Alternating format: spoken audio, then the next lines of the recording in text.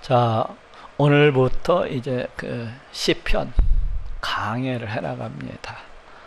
정말로 우리가 고대하고 또 고대하던, 정말로 우리가 기다리고 기다리던 그 시편 강해예요. 앞으로 약 1년간에 걸쳐서 이 시편 강해를 해나가는데 우리 모두에게 은혜롭고 또 우리 하나님을 아는 시간, 또 크게 믿음으로써 이렇게 세워지는 그런 시간들이 될 수 있을 것이라고 생각을 합니다. 그럼 먼저 이 시편이라는 말이 무엇입니까? 이것은 이제 히브리어로 이야기할 것 같으면 세페르 테힐림, 세페르 테힐림, 찬가들의 책이라는 그런 의미를 가지고 있어요. 근데 이것이 우리나라 이제 개역 한글로 들어오면서 시편이라는 그 이름을 가지게 되었는데, 이것은 한자어로서 시를 모아 엮어 만든 책, 또는 시를 모아놓은 책이라는 그런 의미라고 할 수가 있어요. 그래서 그 책편자, 한자어로 책편자를 써서 그와 같이 얘기할 수가 있는데, 이 편이라는 말 속에는 책이라는 뜻도 있지만 또 시문을 세는 그 단위로도 이게 쓰이고 있는 것을 이렇게 볼 수가 있습니다. 그래서 우리가 한 편, 두 편 이렇게 시문을 셀 때 그와 같이 세지 않습니까? 그래서 우리가 시편 이렇게 얘기를 하는데, 보통 이제 성경의 다른 책들 속에서는 창세기라든지 이사야라든지 마태복음이 됐던 대체로 1장, 2장, 3장, 1장 37절, 2장 53절 이런 식으로 이제 장자를 갖다가 이렇게 붙이는 데 비해서 이 시편은 장자를 붙이지 아니하고 편자를 붙입니다. 그래서 1편 몇 절, 1편 13절, 123편 4절 이런 식으로 해서 편자를 붙이는데, 이게 시문에 붙이는 그 편자예요. 예? 그래서 한 편, 두 편 이런 의미를 이렇게 가지고 있어요. 이 시편은 총 150편으로서 이렇게 이루어져 있습니다. 그렇게 이루어져 있고, 이제 이것이 하나의 책으로서 되어 있는 것이 아니라 본래는 5개의 책, 5권의 책으로서 이렇게 나누어져 있는 것을 볼 수가 있어요. 그래서 유대인들은 보통 전통적으로 이렇게 얘기를 해요. 모세는 그 자신들에게 이제 5권의 율법책을 갖다가 남겨주었고, 다윗은 5권의 이 시가를 갖다가 남겨주었다 하고 이렇게 여기고 있는 것을 갖다가 보게 됩니다. 그러니까 이 모세가 지은 책이 이제 창세기, 출애굽기, 레위기, 민수기, 신명기 이 5권의 책이지 않습니까? 그렇게 이제 모세가 그 자신들에게 5권의 책을 남겨주었듯이, 이제 그 다윗 또한 이 이스라엘 백성들에게 이 5권의 이 시집을 갖다가 남겨주었노라고 그렇게 이렇게 여깁니다. 그래서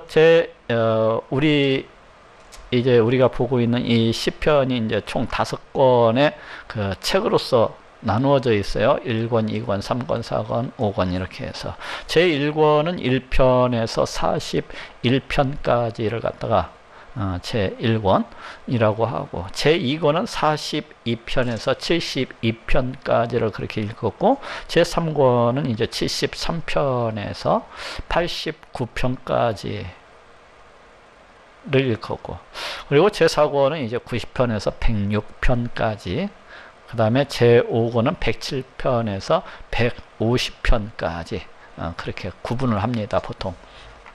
그래서 총 150편으로 이렇게 되어 있는 것을 볼 수가 있어요.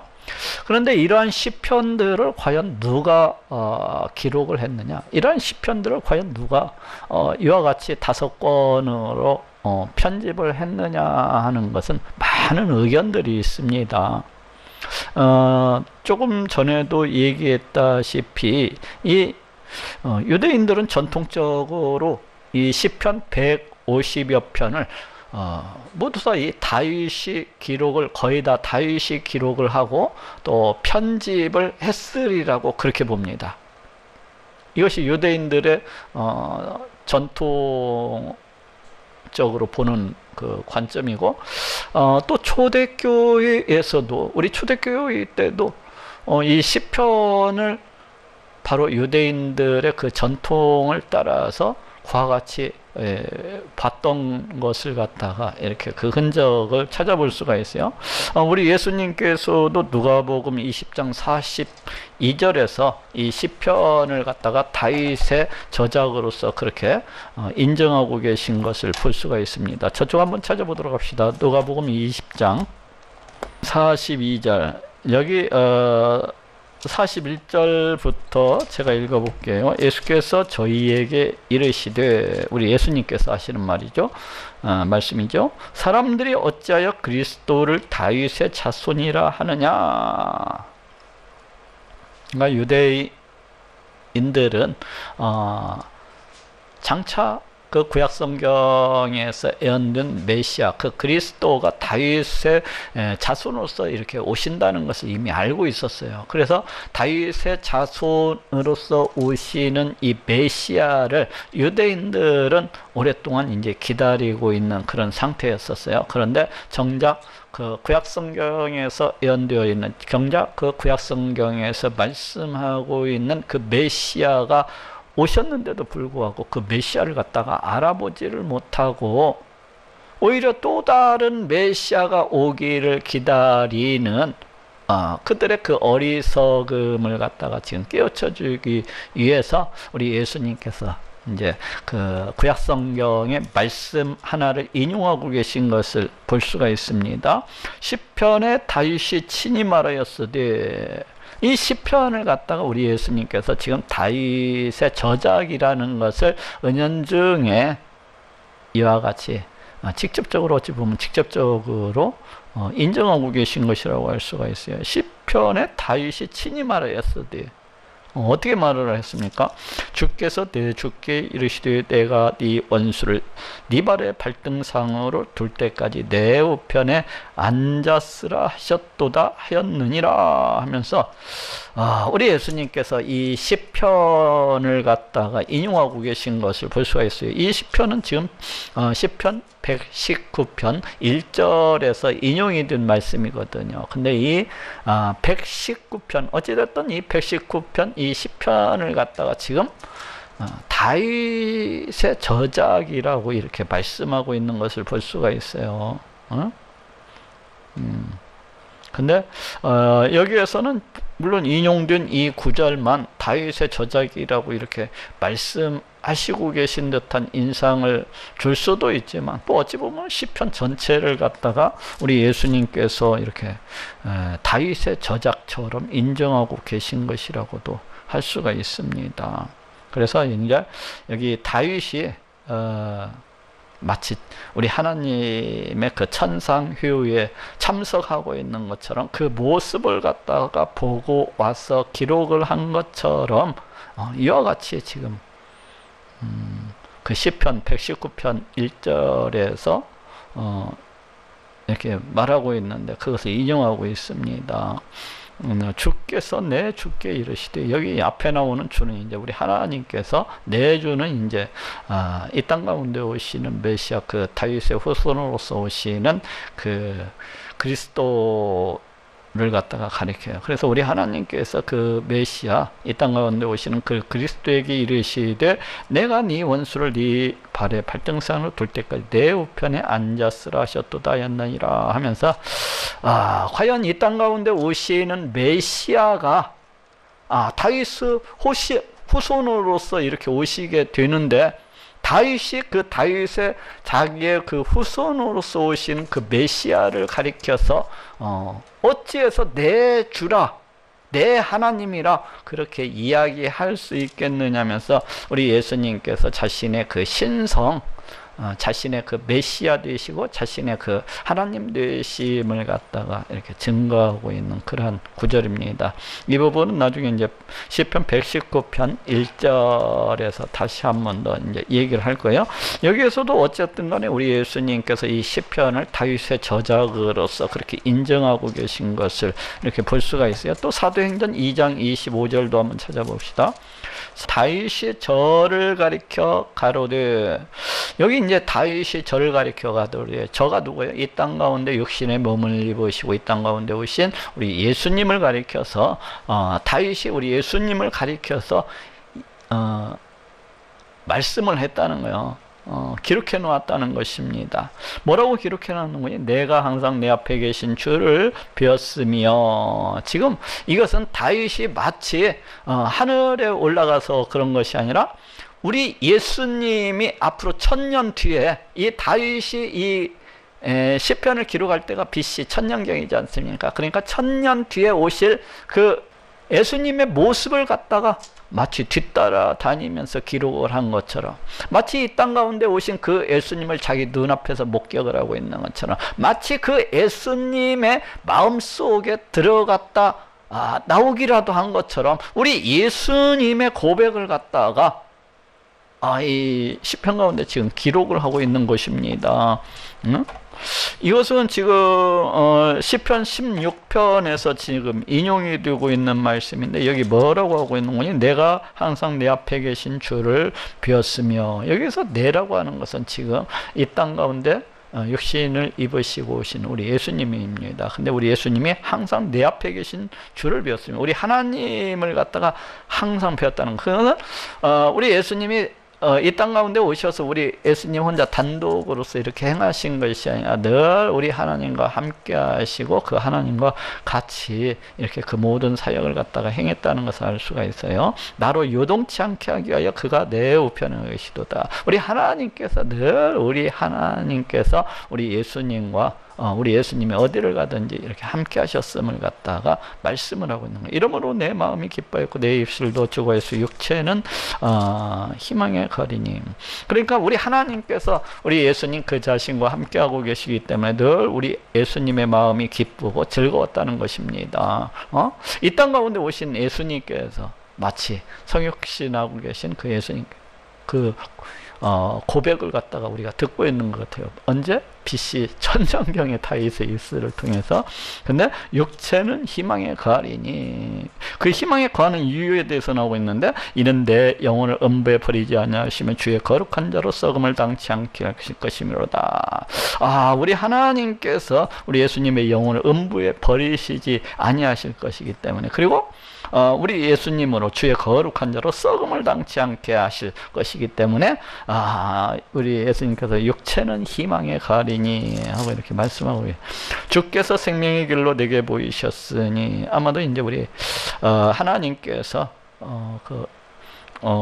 우리 예수님께 그 생명의 길을 갖다가 보이셨다는 것은 어떤 보면 우리 하나님과 우리 예수님 간의 그 어떤 서약, 어떤 언약을 갖다가 이렇게 보고 있는 듯한 느낌이에요. 주께서 생명의 길로 내게 보이셨으니 주의 앞에서 나로 기쁨이 충만하게 하시로다 하면서, 지금 이제 우리 예수님께서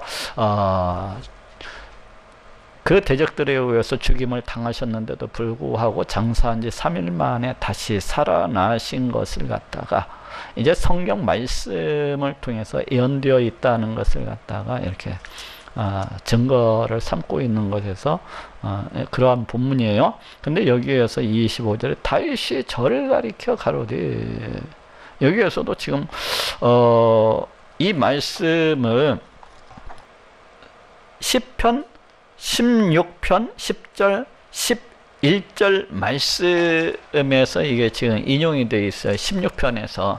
그래서 지금 다윗이 우리 예수님을 가리켜 이렇게 예언한 것을 갖다가, 그러니까 시편 16편을 갖다가 지금 다윗의 저작으로서 그렇게 여기고 있는 것을 볼 수가 있습니다. 이 사도행전을 기록한 누가가 그와 같이 보고 있는 거예요.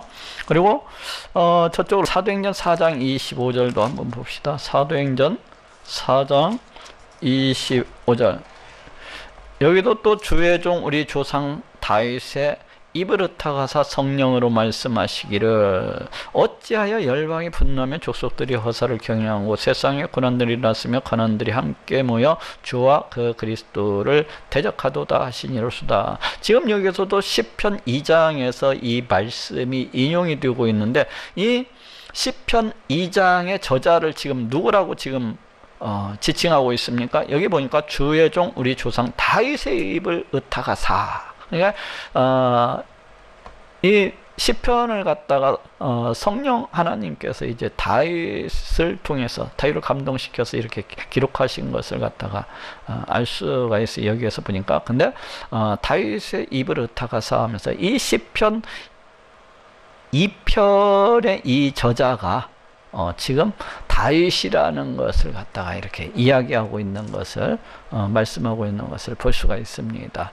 여기에서도 이제 이 신약 성경의 그 저자들이 이 시편을 갖다가 모두 다 이구동성으로 다윗의 저작이라는 것을 갖다가 증거하고 있는 것을 볼 수가 있어요. 또 로마서 4장 6절로 가봅시다. 여기도 이런 것이 없이 하나님께 의로 여기심을 받는 사람의 행복에 대하여 다윗의 말한 바 그 불법의 사하심을 받고 그 죄를 가리우심을 받는 자는 복이 있고 주께서 그 죄를 인정치 아니하실 사람은 복이 있도다.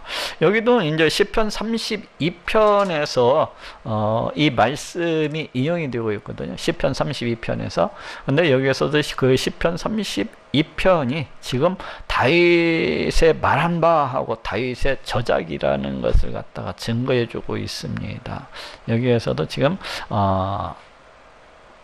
바울이 이 시편을 갖다가 다윗의 저작으로서 이렇게 말씀하고 있는 것을 볼 수가 있어요. 또 히브리서 4장 7절도 한번 찾아봅시다. 히브리서 4장 7절. 여기에서도 오랜 후에 다윗의 글에 다시 어느 날을 정하여 오늘날이라고 미리 같이 일렀으되 오늘날 너희가 그의 음성을 듣거든 너희 마음을 강팍해 말라 하였나니. 이렇게 하면서 지금 이 시편을 갖다 인용을 하고 있는데 이것은 시편 95편에서 지금 인용이 되고 있습니다.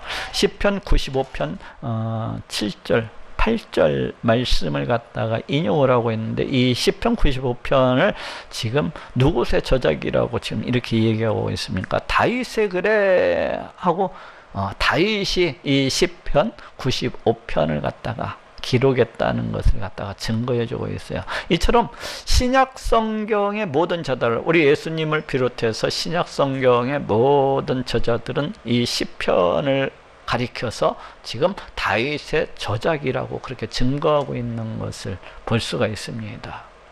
그래서 이것은 유대인들이 전통적으로 이 시편의 저작자를 갖다가 다윗으로 보고 있고 또 편집자를 갖다가 다윗으로 이렇게 보고 있는 것과 맥을 같이 해서 우리 초대교회도 바로 그와 같은 식으로 이 시편의 저작자와 이 시편의 편집자를 다윗으로 보았다는 것을 갖다가 알 수가 있습니다. 그런데 이러한 관점이 이제 시대가 지나면서 흔들리게 돼요. 많은 신학자들이 나타나면서 이구동성으로 주장들을 갖다가 펼치다 보니까 100이면 100, 그 주장들이 다 다른 것을 갖다가 보게 됩니다. 어떠한 사람들은 다윗이 몇 편을 기록했고 또 누가 몇 편을 기록했고 누가 몇 편을 편집은 또 어떻게 이루어졌고 언제 이루어졌고 누구에 의해서 이루어졌고 이런 식으로 각자 그 주장들이 다 다른 것을 볼 수가 있어요. 왜 그래요?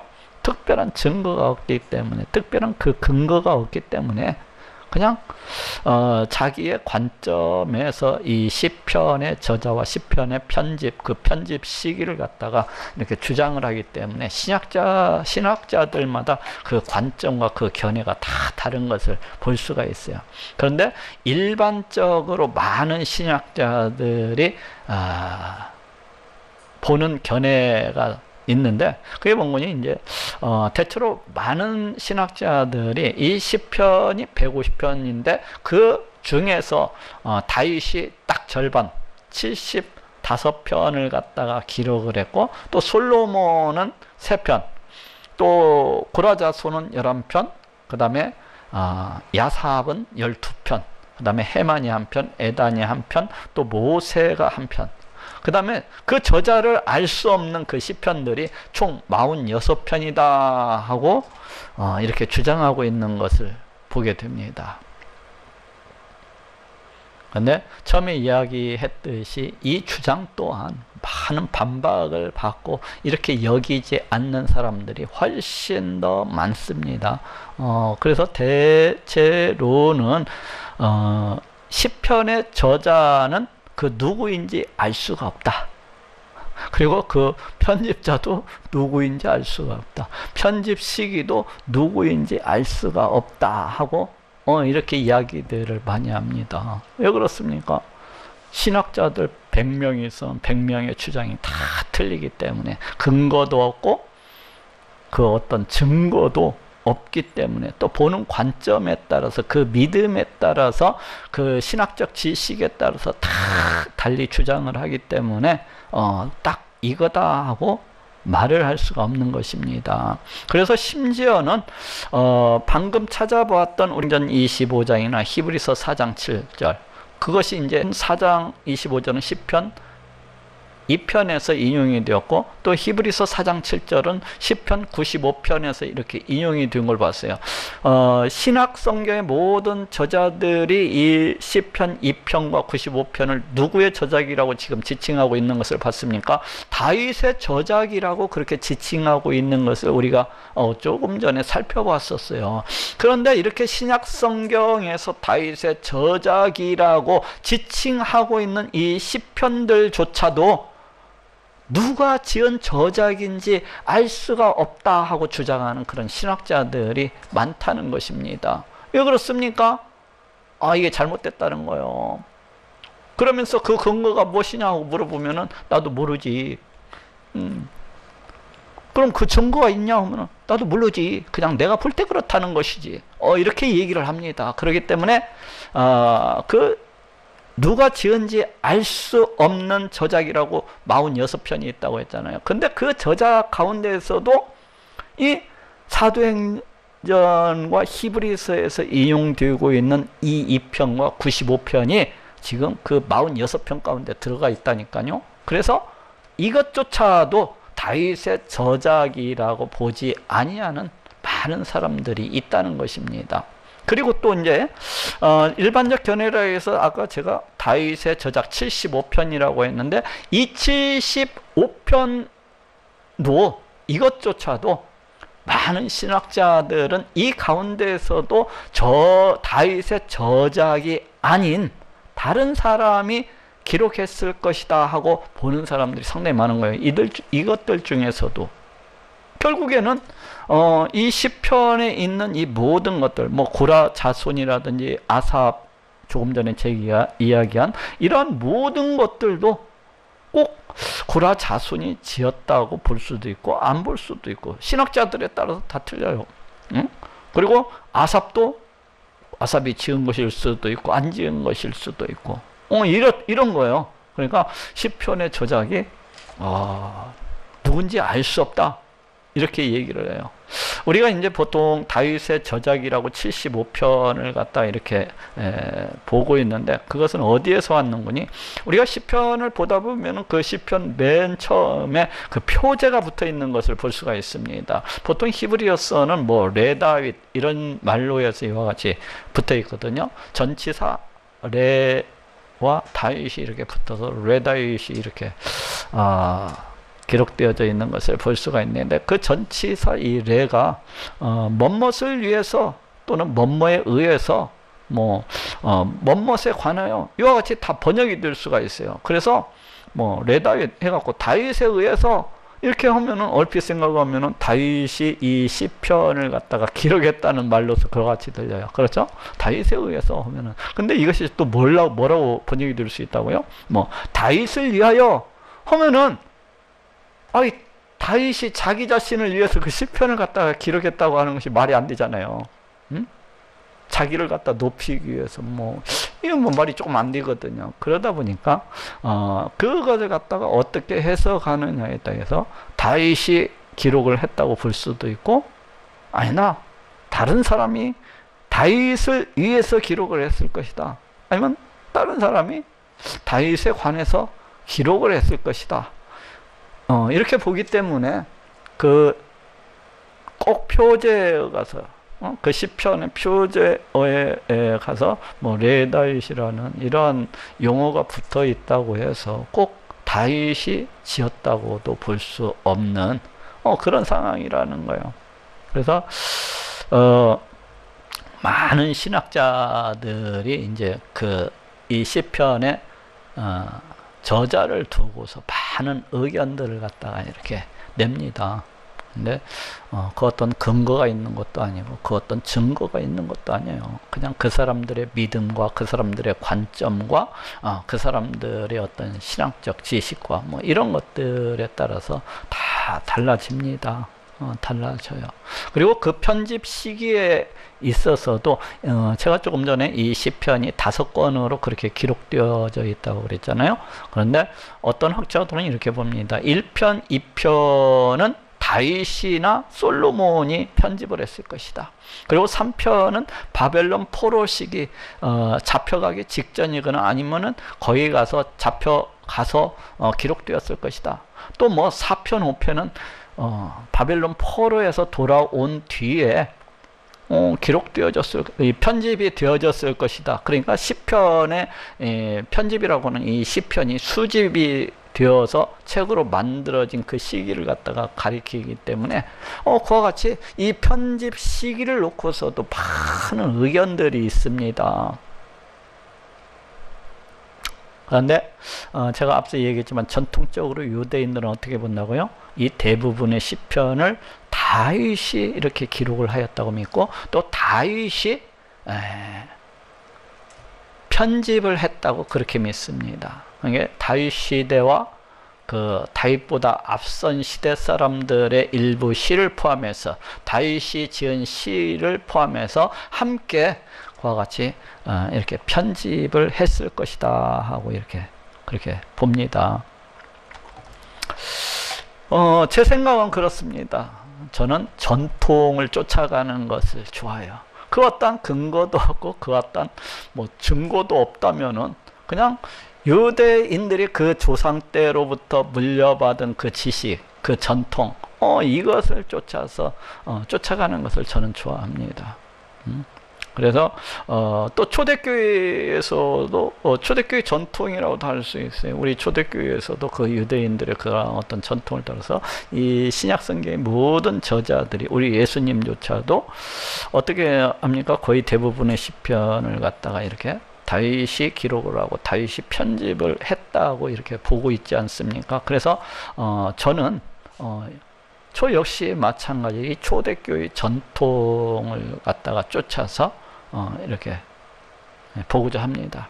물론 다윗이 BC 천년경에 이 시편을 갖다가 기록을 하고 많은 대부분의 시편을 기록을 하고, 또 다윗이 일부 몇 편은 그 앞선 아니면 동시대 사람들의 그 어떤 시를 모아가지고 1편, 2편, 3편, 4편, 5편으로 이와 같이 편집을 했을 수도 있어요.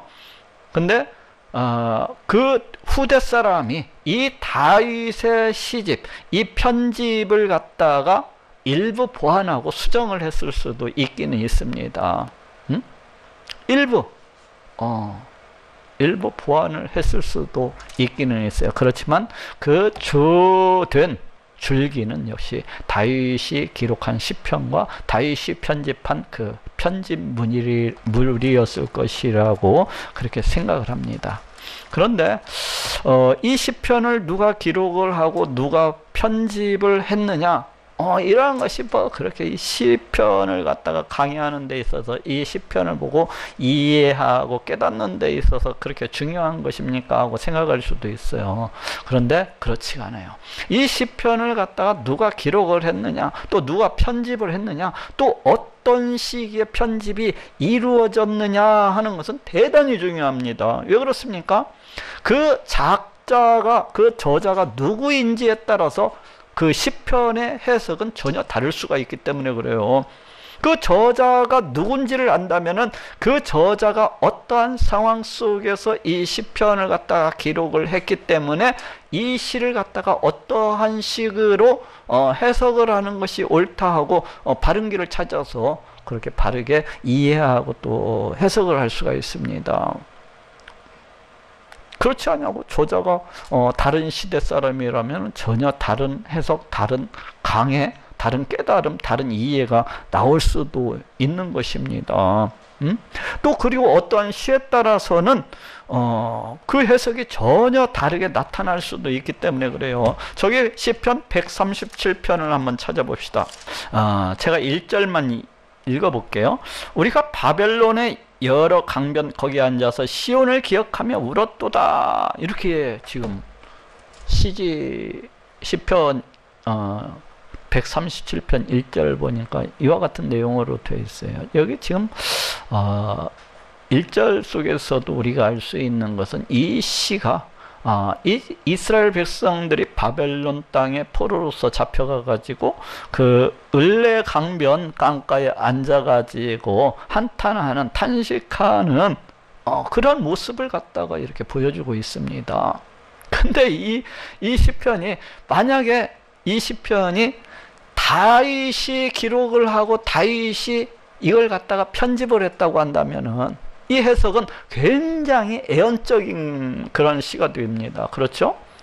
BC 천년경에 이스라엘 백성들이 장차 수백 년 뒤에, 적어도 400여 년 뒤에, 그렇지 않습니까? 이스라엘 백성들이 바벨론 땅에 포로로 끌려가는 것이 BC 605년, BC 597년, BC 586년경이기 때문에 다윗 시대와는 벌써 한 400여 년의 그런 시차가 있습니다. 그러면 다윗이 만약에 이 시를 갖다가 기록을 하고 이 시를 갖다가 그때 당시에, 아니면 다윗이 직접 기록을 하지 아니했을지라도 그 어떤 사람의 시를 갖다가 편집을 하는데 모았다고 한다면은 이건 굉장히 예언적인 시가 됩니다.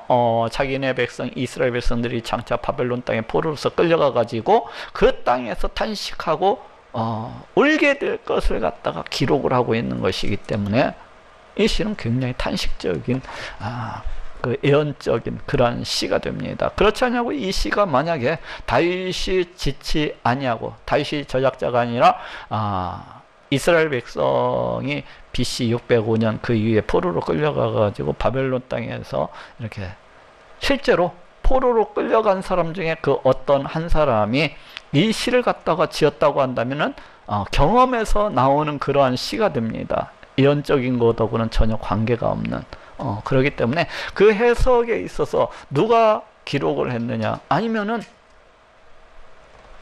그 어느 시대에 편집이 되었느냐 하는 것은 이 시를 갖다가 해석을 하는 데 있어서 굉장히 큰 차이를 갖다가 이렇게 볼 수가 있습니다.